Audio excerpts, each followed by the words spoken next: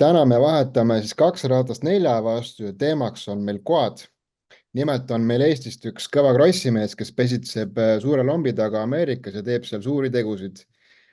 Võib-olla isegi natuke tundub, et quadid ja muud nii-öelda mittesoolod on pigem soolosõitjate tagaplaanil liikunud, aga tegelikult, kes ei ole oma silmaga näinud, ei oska seda taset ette kujutadagi.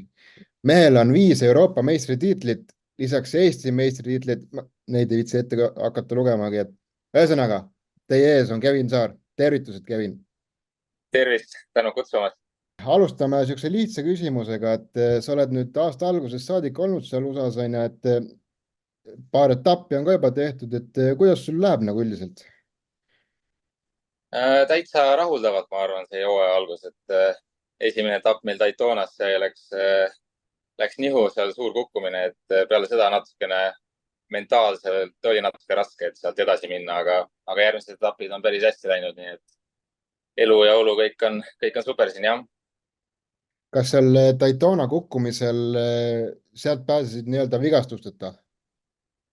Ja no ma olen 2 korda oma selga katki kukkunud, et algul oli tunne, et on täpselt sama asi, aga paari päevaga läks üle ja selles mõttes läks õnnelikult ja et peapõrutus oli korralik, see mingi nädal aega pea valutas, et see oli natukene selline karm värk, aga vahetasin kiivri natukene turvalisema vastu ja nüüd on endal ka natuke ohutum nagu sõita ka.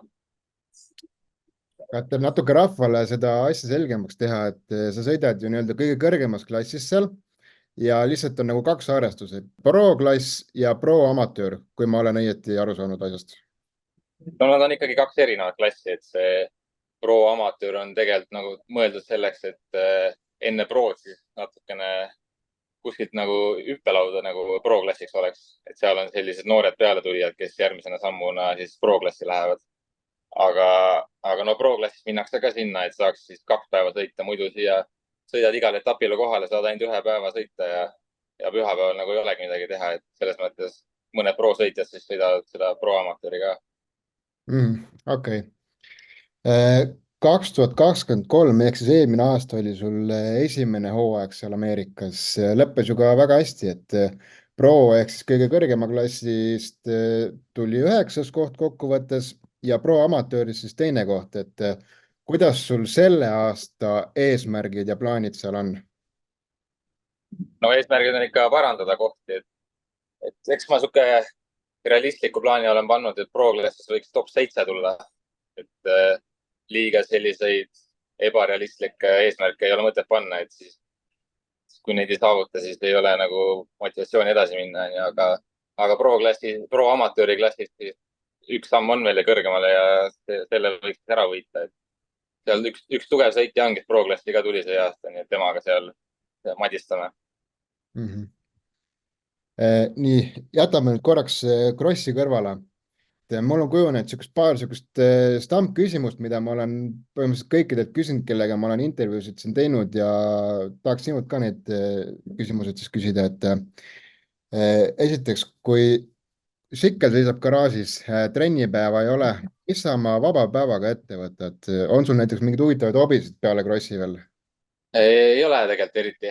Kõik vabad päevad, mis on, kõik lähebki puhkuse peale, et järgmiseks päevaks välja puhata põhimõtteliselt.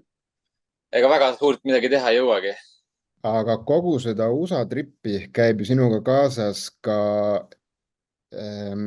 ja on iga päev sinu kõrval elukaaslane Keidi, et see on ju päris suur samm või hüpe kolida Euroopast Ameerikasse ja seal elama hakata, et kuidas Keidi sellele reageeris, kui sa talle esimest korda ütlesid, et kuule, et nüüd on USA-sse minek?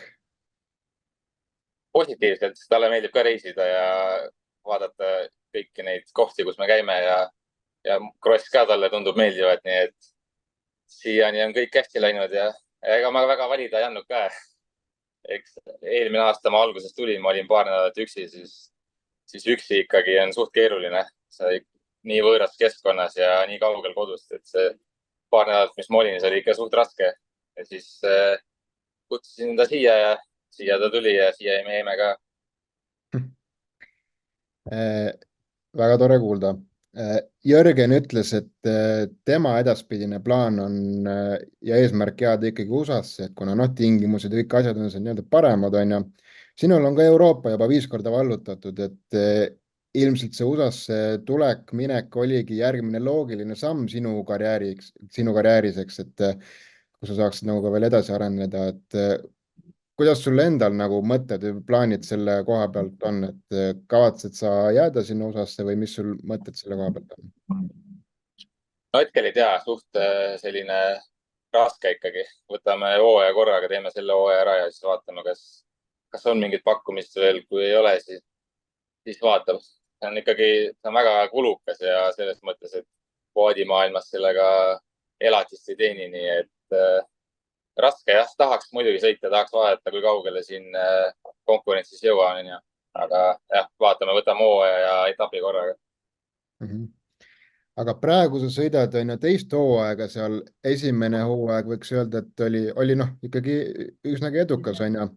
kas tuli ka nagu toetajate poolt mingisugune sihuke nagu lisapuust pärast seda esimest aastat, et mis sai nagu nii hästi nagu lõpetatud või tehtud nagu siis selleks hooajaks? Tuli kindlasti, tuli natuke juurde, eks mõni läks ära ka, eks igal ettevõttel on omad raskused ka vahepeal ja kõik ei saa jääda kogu aeg, aga õnneks mõned tulid juurde ja selles suures plaanis jäi nagu eelarve jäi samaks. aga noh, see, et nad toetavad siin, et ma siin kaugel, eks see neile mingit kasu ei too seal Eesti ettevõttele, see on suht selline lihtsalt nad tahavad aidata ja minu karjäärile toeks olla, et selles mõttes suured tänud neile ja kõik see, et ma siin saan olla, et see ongi tänu toetajatele ja minu perekonnale. No, kus kandist te üldse pesite põhiliselt seal? ma olen West Virginias, et meil seal tiimil on seal korteri pakkumine ja oleme seal. Kas sinu treeningud, sõidutrennid, asjad on ka sealkandis või pead sa on sul trenniread kuskil kaugemal või kuidas sellega on? Neil on üks oma selline kodurada, et see ei ole päris suures mõõdus rada, aga vähemalt midagigi, aga seal ongi ainukene miinus seal olles, et seal ümberringi väga mingeid radu pole, aga üleüldse nagu kvoodidele Eestis on lihtne, saad igale rajale kvoodiga põhimõtteliselt minna, et mõned rajad on, aga siin on suht raske leida ja siis isegi kui nad lahti on, siis nad on ainult nädalavahetuseti ja siis antakse ka reedel teada, et nüüd homme saate tulla. et selles mõttes vahemaad on pikad ja radu on tegelikult vähe.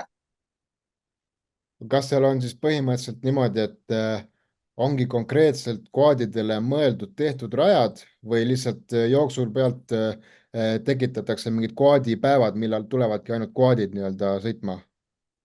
pigem nii jah. omanik lihtsalt peab olema keegi, kellele meeldivad ka natukene kvoodid, siis lastakse, aga pigem ei taheta lasta ja siis ongi suht raske radu leida. Aga sul on ju, nagu ma juba olen mitu korda öelnud, 5 Euroopa meistritiitlit, lisaks ka 1 miljon Eesti meistritiitlit, on ju. Mis on sellise suure edu võti? no ma arvan, et ikkagi treenimine ja see, et ma olen niimoodi järjepidevalt sõitnud kogu aeg, et võistelnud Euroopa tasemel ja no siia tulek oligi ainukene järgmine samm, et poleks siia mingit varianti saanud, siis väga-väga küsitav, kas ma üldse oleks edasi jätkanud, et ülisuper, et ma siia sain ja oma karjääri veel pikendada. Aitäh sulle, Kevin, et sa leidsid selle aja minuga vestelda. Nagu ikka, kogu MX-Stari tiimi poolt me soovime sulle palju edu ja hoiame sulle kõvasti pöialt. Aitäh sulle! Suured tänud, annan endast parima!